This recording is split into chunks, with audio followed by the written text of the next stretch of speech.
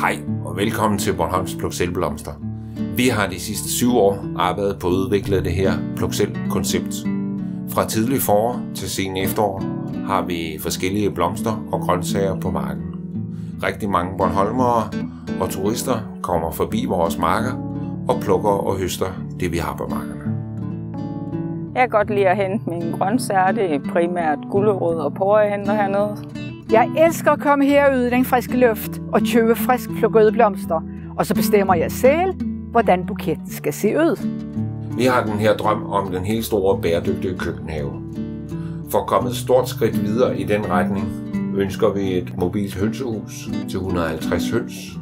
De skal leve det bedst mulige hønseliv. De skal have fri adgang til store græsarealer, og de skal have udsøgt hønsefoder.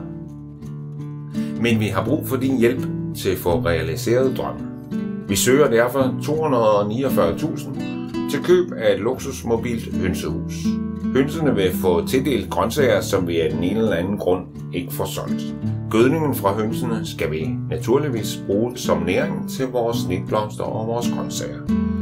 Kort sagt et meget stort skridt i retning mod den store bæredygtige snit- og køkkenhave.